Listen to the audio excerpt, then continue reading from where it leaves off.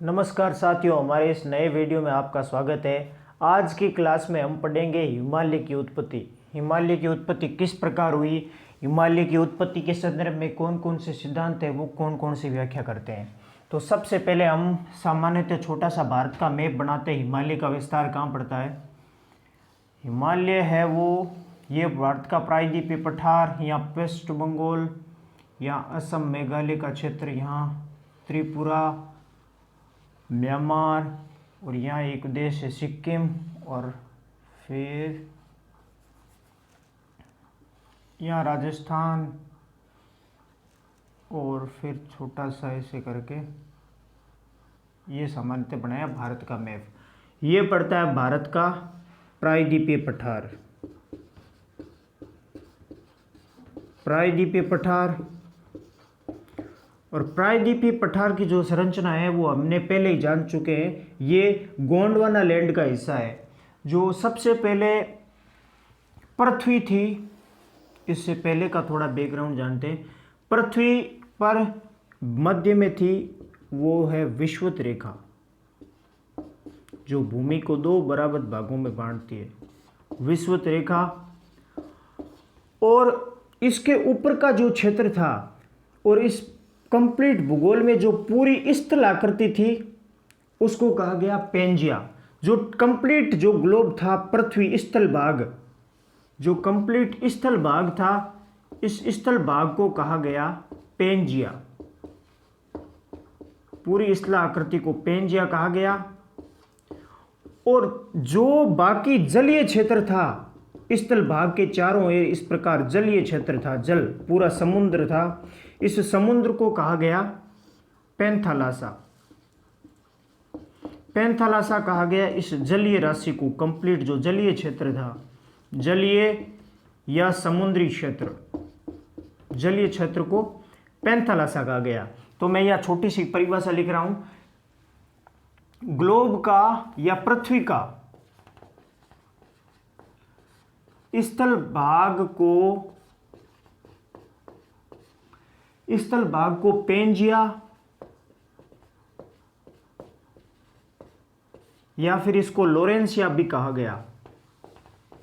कभी कभी पूछा जाता है लोरेंसिया किसको बोलते हैं, वो स्थल भाग को बोलते हैं लोरेंसिया। स्थल भाग को पेंजिया या लोरेंसिया कहा गया। और इस स्थल भाग में क्या क्या शामिल था। अभी तो एशिया महाद्वीप अलग है, उत्तरी अमेरिका महाद्वीप अलग है, नीचे दक्षिण अमेरिका, जो 7 महाद्वीपों में पूरी दुनिया बंटी हुई है।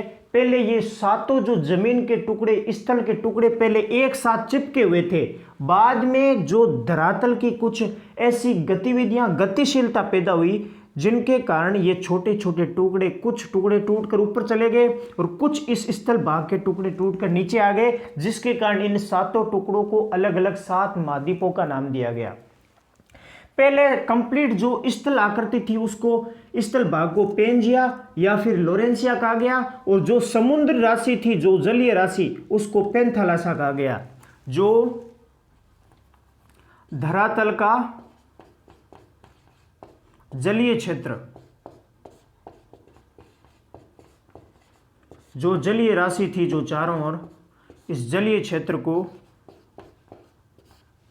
पैंथालासा कहा गया।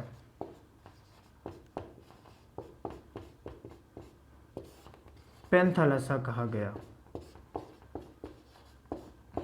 पहले संपूर्ण पृथ्वी का जो स्थल भाग था एक ही भाग था, और समुद्र की राशि भी इस स्थल भाग के चारों ओर थी। जो स्थल भाग था उसको पेंजिया कहा गया, और जो जल राशि थी उसको पैंथालासा के नाम से जाना गया। जो आगे भविष्य में जो करोड़ों वर्ष पहले ऐसी घटना घटित हुई, जो अनेक वैज्ञानिक है अलग अलग परिभाषा देते हैं, जो आधुनिक सटीक व्याख्या है उसके बारे में भी पढ़ेंगे। भाई ये जो स्थल भाग जिसको पेंजिया कहा गया, ये 2 भागों में टूट गया। ये बीच में से 2 भागों में टूट गया। एक उत्तरी भाग टूट कर ऊपर चला गया, जैसे कौन सा क्षेत्र बनता मैं अभी बताता हूं। एक भाग टूट के ऊपर चला गया और एक भाग टूट के नीचे हो गया। जो ऊपर का जो क्षेत्र था इसको कहा गया अंगारा लैंड। बहुत इंपॉर्टेंट प्रश्न है ये। ऊपर का जो क्षेत्र था उसको अंगारा लैंड कहा गया, और जो धरातल का टुकड़ा टूटकर नीचे की ओर खिसक गया समुद्र के नीचे वाले क्षेत्र में, इसको गोंडवाना लैंड नाम दिया गया। गोंडवाना लैंड। जो समुद्र के ऊपर वाले क्षेत्र जो टूटकर ऊपर की ओर खिसक गया, इसको अंगारा लैंड नाम दिया गया। जो नीचे मैंने स्थलाकृति के माध्यम से समझाया, इसको अंगारा लैंड नाम दे दिया गया। और जो टुकड़ा टूटकर नीचे चला गया उसको गोंडवाना लैंड नाम दिया गया। गोंडवाना लैंड। और ये जाहिर सी बात है, जो स्थल के दो टुकड़े टूटकर दूर दूर जाएंगे तो जो समुद्र का आसपास का जो जलीय क्षेत्र है वो अंदर प्रवेश कर गया। दोनों के टुकड़ों के टूटने से बीच में जो जगह बनी, ये वाली जगह, इसमें पानी भर गया। बीच में दोनों क्षेत्र, यहाँ चारों ओर पानी जमा हो गया, जल राशि इकट्ठा हो गई। और इस जल राशि को पैंथल, समुद्र की राशि थी जो जल इकट्ठा हो गया, इसको टेथीस सागर नाम दिया गया। इसको टेथीस सागर नाम दिया गया। इस प्रकार ये स्थलाकृतियां बनी। जो कंप्लीट जो स्थल भाग था, भूमि थी, उसके कंप्लीट क्षेत्र को पहले पेंजिया कहा गया और जो इसके चारों ओर जलीय क्षेत्र को पेंथलसा कहा गया।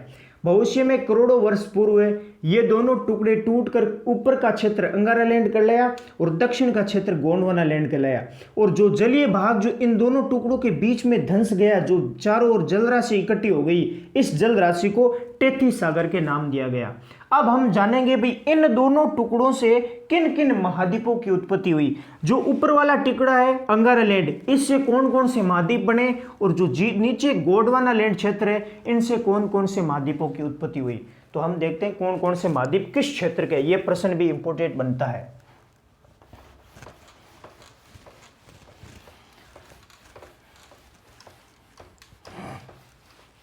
कौन कौन सा महाद्वीप है, किस महाद्वीप की उत्पत्ति है वो अंगारा लैंड से होती है, और किस महाद्वीप की उत्पत्ति गोंडवाना लैंड से होती है। तो पहले हम जानते हैं, जो ऊपर का क्षेत्र था उसको अंगारा लैंड कहा गया। अंगारा लैंड। अंगारा लैंड से उत्पन्न महाद्वीप। अंगारा लैंड से कौन कौन से महाद्वीपों की संरचना बनी। देखो, जो ऊपर वाला क्षेत्र था, धरातल का ऊपर वाला क्षेत्र, उससे देखो कितने महाद्वीप बने। एक एशिया महाद्वीप है, वो अंगारा लैंड का हिस्सा है। एशिया की उत्पत्ति अंगारा लैंड से होती है। दूसरा महाद्वीप है वो है यूरोप महाद्वीप। यूरोप महाद्वीप की उत्पत्ति भी अंगारा लैंड से हुई है। और तीसरा महाद्वीप पड़ता है उत्तरी अमेरिका महाद्वीप। उत्तरी अमेरिका महाद्वीप। इन तीनों महाद्वीपों की उत्पत्ति, उत्तरी अमेरिका महाद्वीप, इन तीनों महाद्वीपों की उत्पत्ति है वो अंगारा लैंड से हुई है।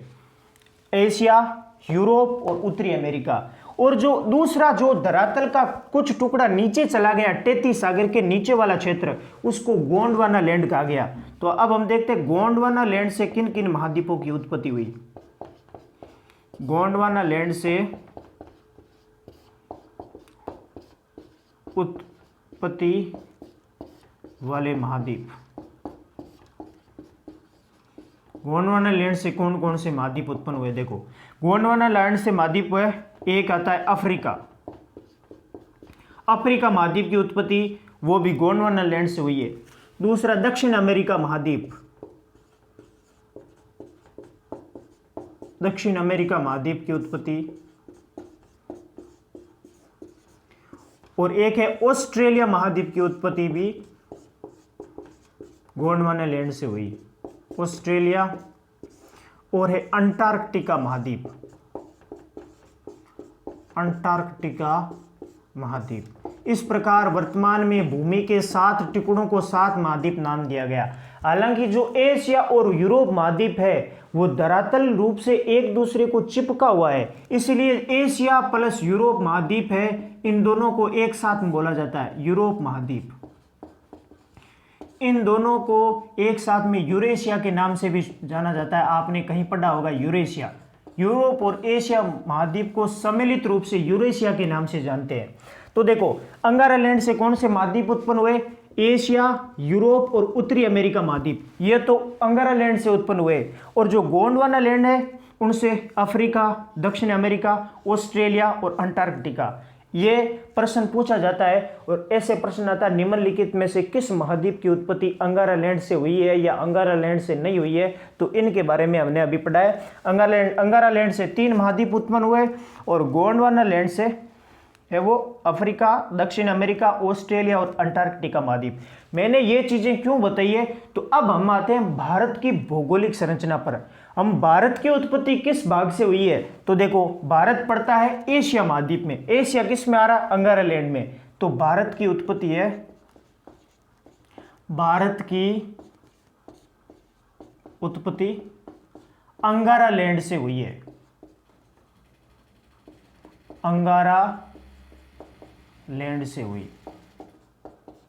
भारत की उत्पत्ति अंगारा लैंड से हुई है, क्योंकि भारत एशिया महाद्वीप में पड़ता है। पूरे भारत की उत्पत्ति अंगारा लैंड से नहीं हुई है, लेकिन जो यहां से ऊपर का क्षेत्र है लगभग यहां से, इसकी तो अंगारा लैंड से हुई है। लेकिन ये प्रायद्वीपीय पठार का जो हिस्सा है भारत का, ये बड़ा जो त्रिभुज के आकार की आकृति है, इसके इधर अरब सागर है, इधर बंगाल की खाड़ी है। ये जो प्रायद्वीपीय पठार है ये गोंडवाना लैंड का हिस्सा है। ये अति इंपॉर्टेंट प्रश्न है।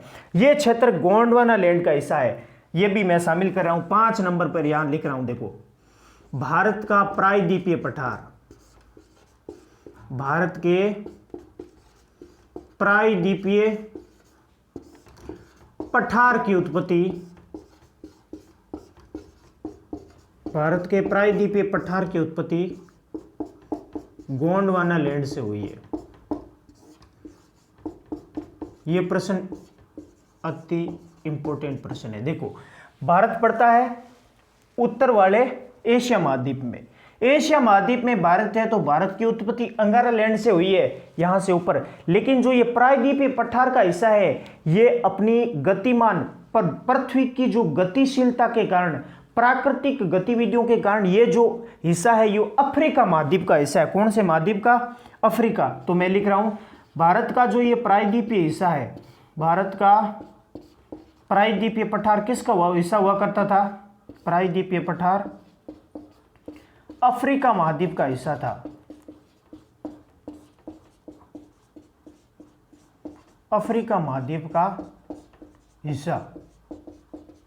और ये धरातलीय गतिविधियों के कारण, पृथ्वी की घूर्णन और परिक्रमण गति के कारण, ये जो अफ्रीका का छोटा सा हिस्सा टुकड़ा टूट करके भारत के नीचे जाके चिपक गया, इसी को वर्तमान में प्रायद्वीपीय पठार के नाम से जानते हैं। उत्तरी भारत की उत्पत्ति तो अंगारा लैंड से हुई है, लेकिन दक्षिण में स्थित जो प्रायद्वीपीय पठार है इसकी उत्पत्ति गोंडवाना लैंड से हुई है। यह अति इंपॉर्टेंट है, यह मैंने अभी समझाया है। अंगारा लैंड से उत्पन्न महाद्वीप और गोंडवाना लैंड से उत्पादित महाद्वीप। आगे हम चर्चा करेंगे। आज की हमारी जो फोकस क्लास है वो हिमालय पर रहेगी। हिमालय की उत्पत्ति किस प्रकार हुई है, तो अब जानते हैं हिमालय की उत्पत्ति। सबसे पहले हम देखते हैं हिमालय की उत्पत्ति के बारे में कौन कौन से सिद्धांत है वो व्याख्या करते हैं। सिद्धांत क्या क्या बताते हैं भाई, हिमालय की उत्पत्ति कैसे हुई है।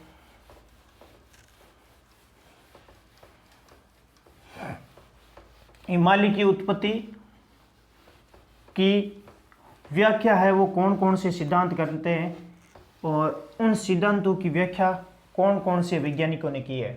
हिमालय की उत्पत्ति, हिमालय की उत्पत्ति के बारे में पहला सिद्धांत है वो है कोबर का भूसंतति सिद्धांत।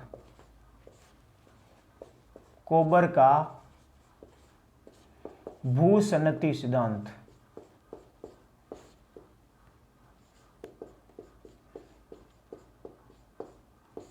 कोबर का भूसंतति सिद्धांत है वो हिमालय की उत्पत्ति के बारे में व्याख्या करता है। दूसरा सिद्धांत है वो है होम्स का सहवन सिद्धांत। होम्स का सहवन तरंग सिद्धांत। पहला है कोबर का भूसंतति सिद्धांत, दूसरा है होम्स का सहवन तरंग सिद्धांत, और तीसरा है जेफरीज का तापीय संकुचन सिद्धांत। जेफरीज का तापीय संकुचन सिद्धांत। इन सिद्धांतों की ये नाम याद रखना बहुत जरूरी है भाई, कौन सा सिद्धांत है वो किस वैज्ञानिक द्वारा दिया गया है। अगला है जोली नामक वैज्ञानिक है, जोली का रेडियो एक्टिव सिद्धांत।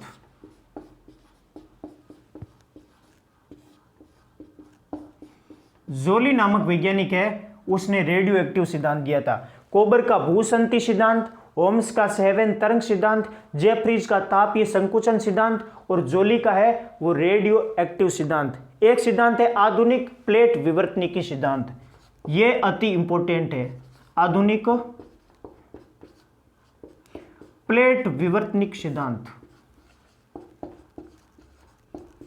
विवर्तनिकी सिद्धांत।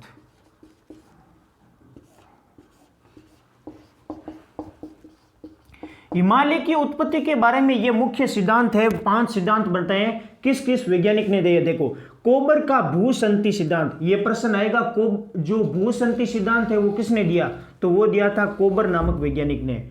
ओम्स का सहवन तरंग सिद्धांत, ओम्स का सहवन तरंग सिद्धांत है ओम्स नामक वैज्ञानिक ने दिया। जेफ्रीज का तापीय संकुचन सिद्धांत, तापीय संकुचन सिद्धांत किस वैज्ञानिक ने दिया, वो था जेफ्रीज।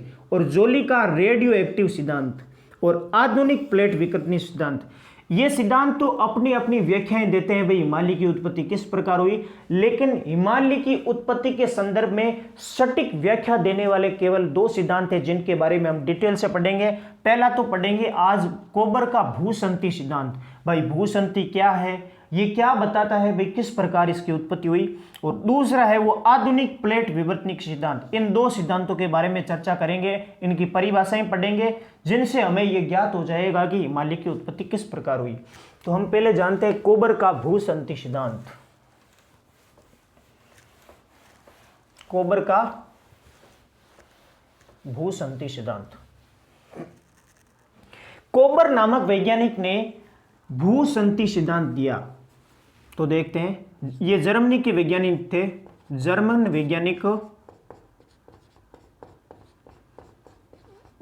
वैज्ञानिक कोबर द्वारा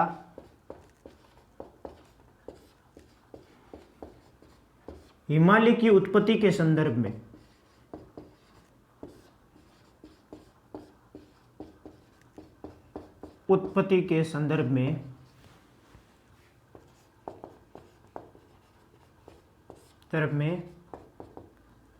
भूसंति सिद्धांत दिया।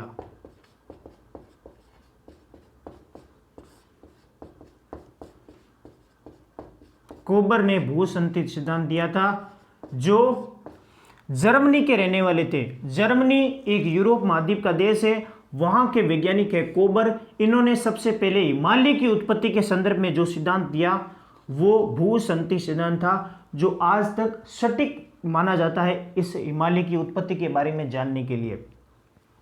आगे क्या भूसंति क्या है, सबसे पहले हम जानेंगे भूसंति।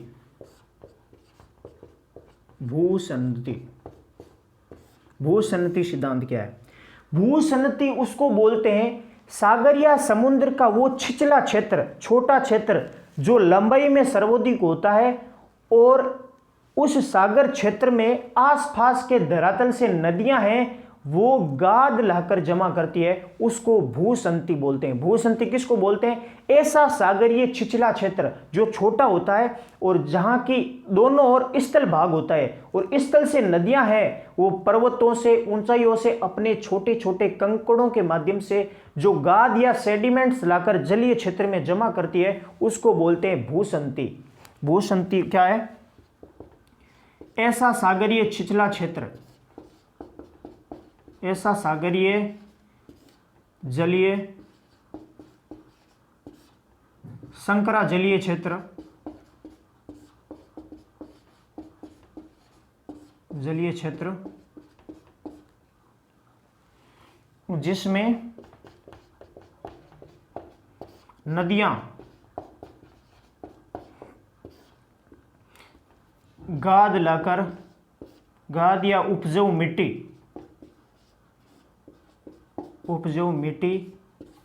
लाकर जमा करती है।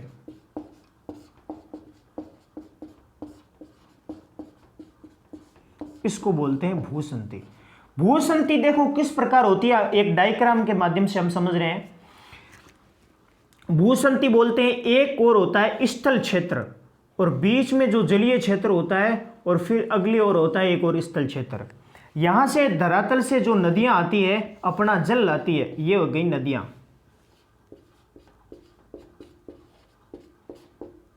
और इस साइड से भी धरातल से नदियां हैं। नदियां हमेशा उच्च भाग से निम्न भाग की ओर जल है वो प्लायन करता है। तो ऊपर से जिस प्रकार धरातल का जो निम्न क्षेत्र है यहां पर धीरे धीरे जल इकट्ठा होगा नदियों का, ये हुई नदियां। नदियां उच्च भाग से निम्न भाग की ओर अपना जल या गाद लेकर आती है नदियां। और नदी का पानी जब अपने वेग में बहता है तो आसपास में जितने भी छोटे छोटे कंकड़ या मिट्टी के कण होते हैं उनको बहाकर ले आती है निम्न भूमि क्षेत्र में, गाद जमा करती है जिसको सेडिमेंट्स बोलते हैं। इस प्रकार नदियां जलीय क्षेत्र इकट्ठा होता रहेगा और ये जो निम्न भूमि क्षेत्र है वो आपस में भरता रहेगा। यह होते हैं गाद या उपजाऊ भूमि, उपजाऊ क्षेत्र भी बोल सकते हैं। इसमें जो गाद जमा होता है सेडिमेंट्स, जैसे ये कंकड़ पत्थर आपस में जो इकट्ठे होते रहते हैं या जो नदियां हैं वो करोड़ों वर्षों तक अपना गाद जमा करती रहती है। और इधर का मैं जो क्षेत्र है उसको मैं बोल रहा हूं भारत का। हिमालय की उत्पत्ति के संदर्भ में विशेष तौर से मैं समझा रहा हूं। इधर भारत और इधर पढ़ लेते हैं हम चीन का जो कुनलुन पर्वत श्रेणी का जो क्षेत्र है। इस प्रकार हिमालय बीच में उत्पन्न होता है। यह है कुनलुन पर्वत श्रेणी, कुनलुन पर्वत श्रेणी। पहले मैं लिख लो चाइना का क्षेत्र, यह है चीन का क्षेत्र, क्योंकि भारत और चीन के उत्तरी हिस्से में हिमालय की उत्पत्ति होती है। सामान्यतः मैं हिमालय की उत्पत्ति कैसे हुई वो चीज को थोड़ा डिस्क्राइब कर रहा हूं। नदियां है वो किसी उच्च भाग से निम्न भाग की ओर गाद या उपजाऊ मिट्टी है वो एकत्रित करती रहती है और लंबे समय तक इन गाद के जमा होने के कारण यहां ऊपर की ओर से दबाव पड़ता है। कोई भी चीज हम देखते हैं, किसी बर्तन में पानी लेते हैं तो पानी, थोड़ा पानी डालने से उसका दबाव कम होता है। जब किसी बड़ी राशि या बड़े गड्ढे के अंदर ज्यादा जल हम इकट्ठा करें तो पानी का भार होता है, भार के कारण वो जो साइड का क्षेत्र होता है इसमें दबाव पड़ता है। इस दबाव के कारण संकुचन बल पैदा हुआ। जो ज्यादा गाद इकट्ठा हुए इस भार के कारण दोनों ओर से दबाव पैदा हुआ। दोनों की जो आसपास की जो भूमि थी वो खिसक के अपनी ओर आपस में आई। तो देखो भूसंती सिद्धांत क्या कहता है, आगे की व्याख्या देखते हैं हम।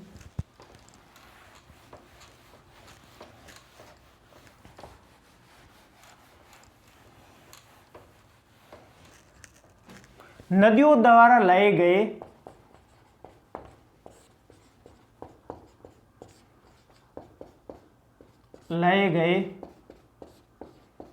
गाद व उपजाऊ मिट्टी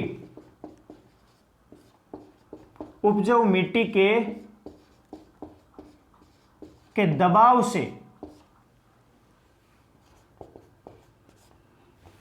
नदियों द्वारा लाए गए गाद व उपजाऊ मिट्टी के दबाव से इस गाद में संकुचन बल पैदा हुआ। संकुचन बल पैदा होने से बल पैदा हुआ और जो आसपास की जो भूमि है वो अपने ओर आनी खिसकनी शुरू हुई। जो सागरीय क्षेत्र या जलीय क्षेत्र के जो दोनों ओर की भूमि है, दोनों ओर का भू क्षेत्र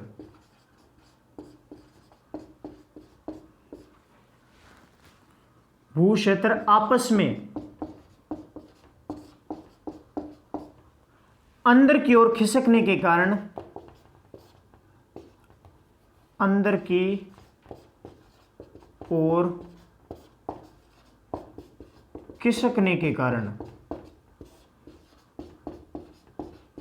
वलन पड़ना शुरू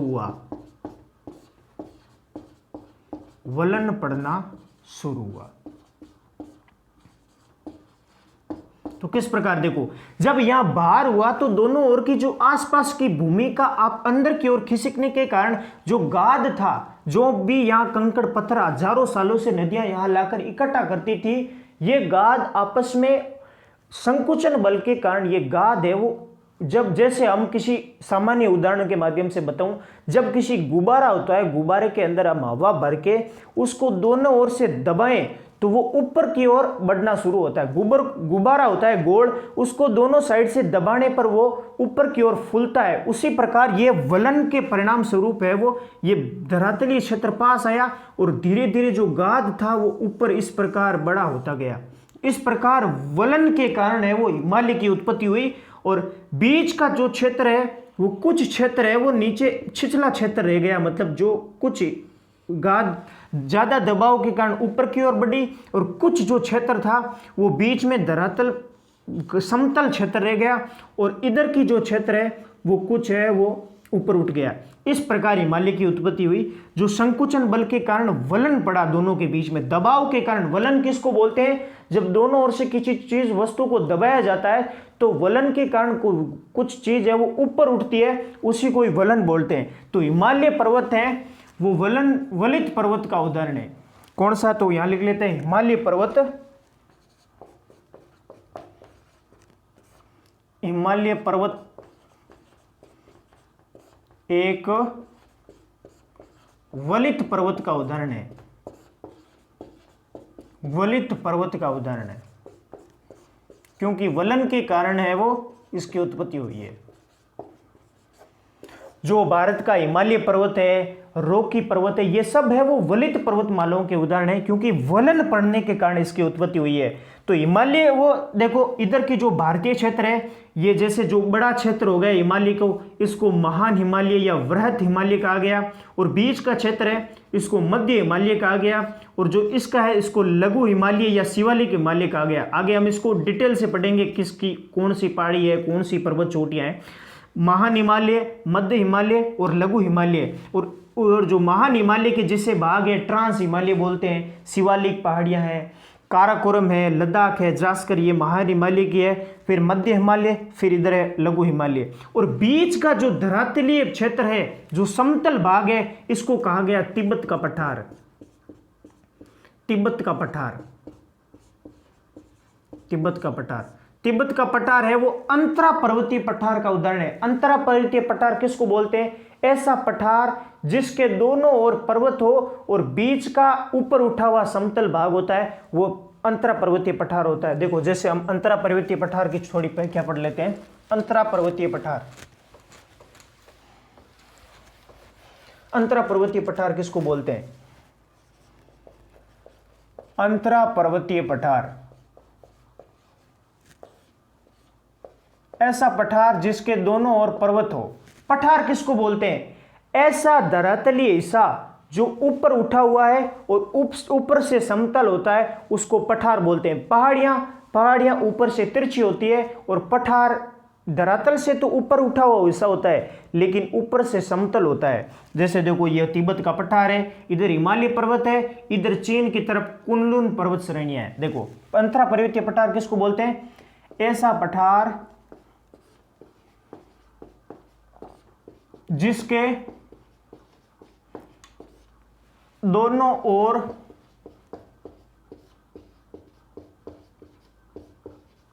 पर्वतीय क्षेत्र हो, दोनों ओर पर्वतीय क्षेत्र हो तथा मध्य में उठा हुआ समतल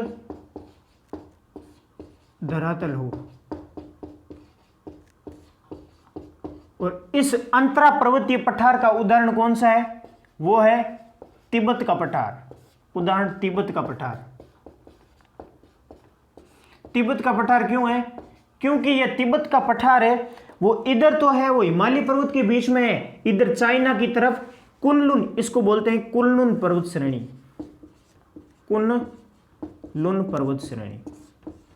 देखो, दो पर्वतों के बीच में ऊपर उठा हुआ क्षेत्र, इधर कुनलुन पर्वत है, इधर हिमालय पर्वत है, उसके बीच में जो धरातल से ऊपर उठा हुआ क्षेत्र है इसको अंतरा पर्वतीय, दो पर्वतों के बीच में स्थित पठार को अंतरा पर्वतीय पठार बोलते हैं। इधर हिमालय पर्वत है, इधर कुनलुन पर्वत है, दोनों के बीच में है वो तिब्बत का पठार है। इस प्रकार हिमालय की उत्पत्ति के संदर्भ में कोबर का जो भूसंति सिद्धांत है वो इस प्रकार व्याख्या करता है।